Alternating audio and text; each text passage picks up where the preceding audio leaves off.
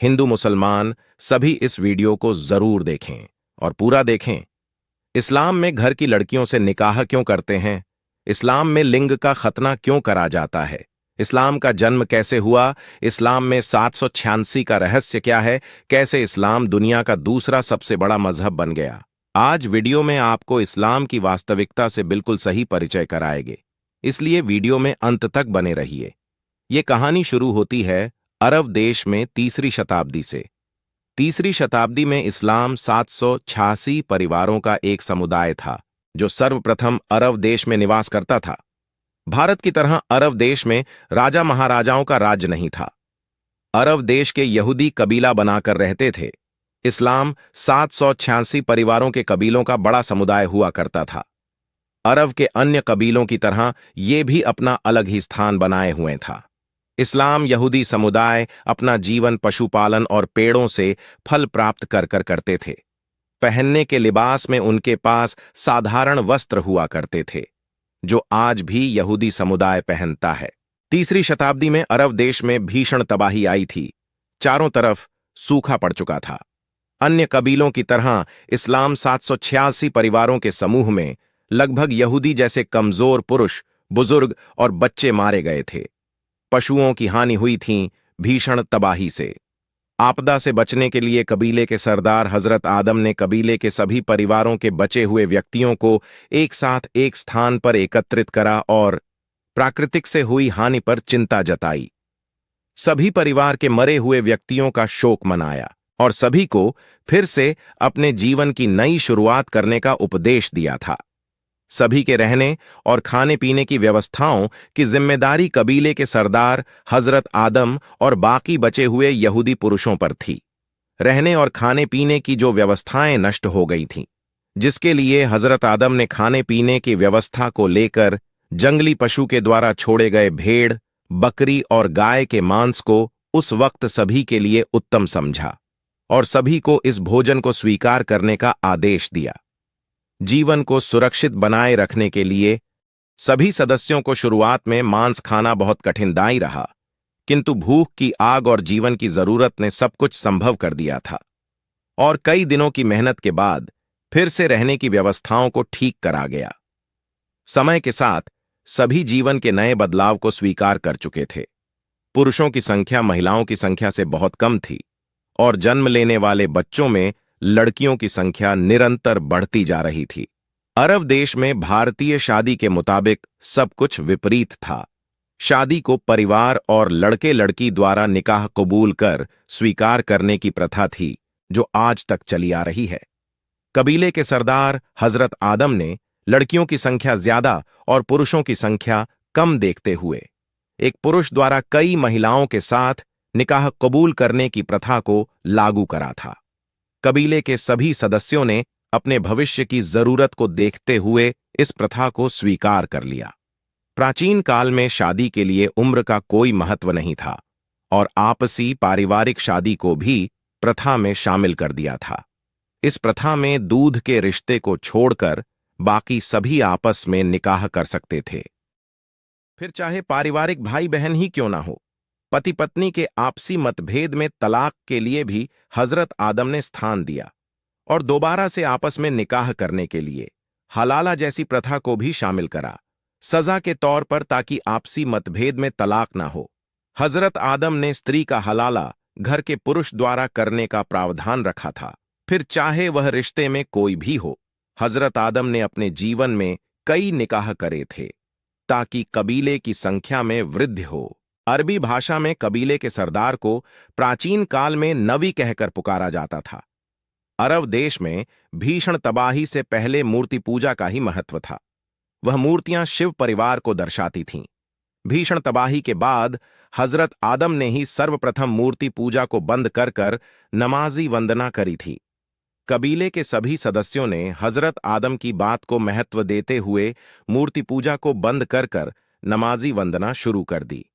हजरत आदम ने अपनी मृत्यु से कुछ वर्ष पहले अपनी पहली पत्नी से जन्मे बड़े पुत्र को कबीले का सरदार घोषित कर दिया था, जो मुसलमानों के दूसरे नबी थे। हजरत आदम की मृत्यु के पश्चात उनके बड़े बेटे हजरत इद्रिस ने विधि विधान के साथ उनके शरीर को दफन करा और दफन के स्थान पर हजरत आदम द्वारा सिखाई गई नमाज को उनके बेटे और कबीले के सभी सदस्यों द्वारा हजरत आदम की कब्र पर नमाज को बोला गया था।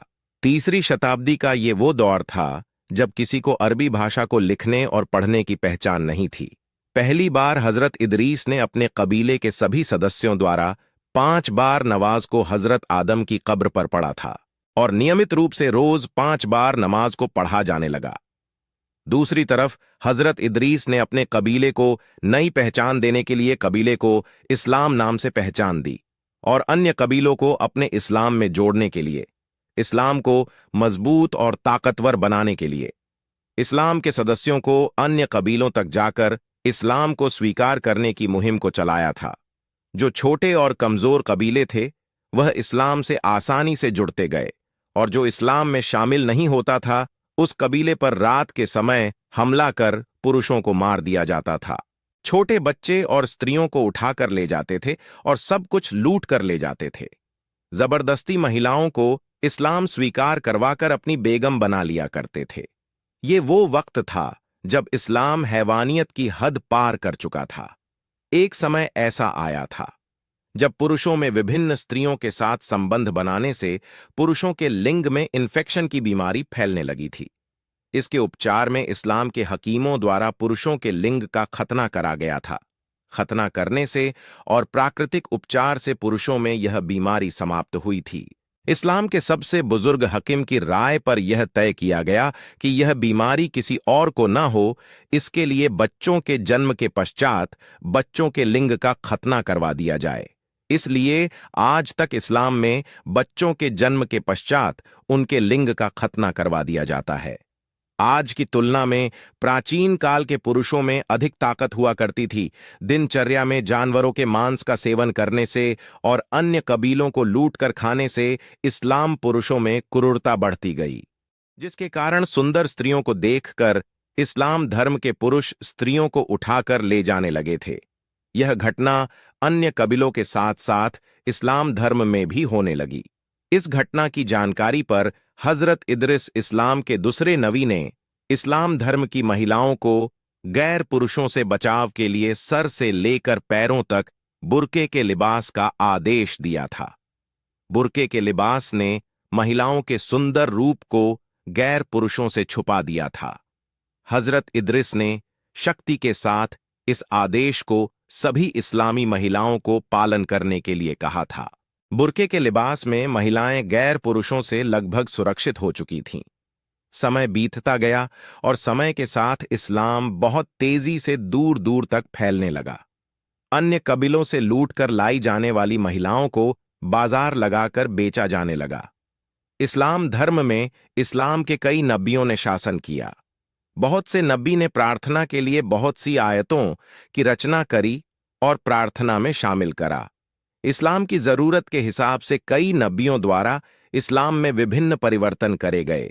जैसे इस्लाम धर्म के पुराने सदस्यों को सिया और ताकत के दम पर धर्म परिवर्तन करने वाले को सुन्नी, सूफी और अहमदिया नाम का दर्जा दिया था। इस्लाम के पुरुष धोखे में इस्लाम के ही पुरुष पर कभी कभी हमला कर दिया करते थे। इसलिए नबी द्वारा इस्लाम के पुरुष और बच्चों को इस्लाम की पहचान के लिए सफेद लिबास और सर पर सफेद पगड़ी पहनने का चलन चलाया गया। शिया सुन्नी की तरह इस्लाम धर्म में विभिन्न जातियां बनती गईं। जैद बिन मोहम्मद इस्लाम के वह गुरु थे जिन्होंने अरबी भाषा को लिखना और पढ़ना मुकम्मल करा था। जैद बिन मोहम्मद ने 655 ईस्वी में कुरान की सभी आयतों को इकट्ठा करा था। जैद बिन मोहम्मद ने ही इस्लाम के सभी नबी मोहम्मदों के द्वारा रची गई आयतों को अरबी भाषा में लिखा था। जैद बिन मोहम्मद ने ही इस्लाम के नियम और आयतों को एकत्रित कर कुरान का रूप दिया था। हजरत मोहम्मद मुस्तफ़ा सल्लल्लाहु अलैहि वसल्लम इस्लाम के आखिरी नबी के तौर पर माने गए हैं। इनका जन्म और मृत्यु मक्का मदीना में ही हुई थी। हजरत मोहम्मद मुस्तफ़ा सल्लल्लाहु अलैहि वसल्लम की कोई संतान नहीं थी। जैद बिन मोहम्मद द्वारा आयतों की लिखी कुरान को इस्लाम के आखिरी नबी हजरत मोहम्मद मुस्तफ़ा सल्लल्लाहु अलैहि वसल्लम ने जैद बिन मोहम्मद के मुख से कुरान को सुनकर। कुरान को उत्तम फरमाया था, क्योंकि इसमें पूर्वजों द्वारा बनाए गए नियम, कानून और आयतें थीं। अपने आखिरी नबी के हुक्म को मानकर सभी मुसलमानों ने कुरान को स्वीकार करा। जैद बिन मोहम्मद के शिष्यों द्वारा अरबी भाषा को कुरान के माध्यम से अरब देश में फैलाया गया। कुरान में आज तक कोई बदलाव नहीं हुआ, इसलिए मुसलमान कुरान के मुताबिक चलते हैं। कहा जाता है हजरत आदम ने मुसलमानों को भेड़ियों के परिवार की रणनीति सिखाई थी और हजरत इदरीस ने गैर मुसलमानों को काफिर नाम दिया था। हजरत इदरीस ने ही गैर मुस्लिमों को मारने का हुक्म दिया था और बंदी बनाए हुए गैर मुसलमानों के खाने में थूका करते थे। इसीलिए मुसलमान हजरत इदरीस की बनाई हुई प्राचीन परंपराओं को निभाते हैं।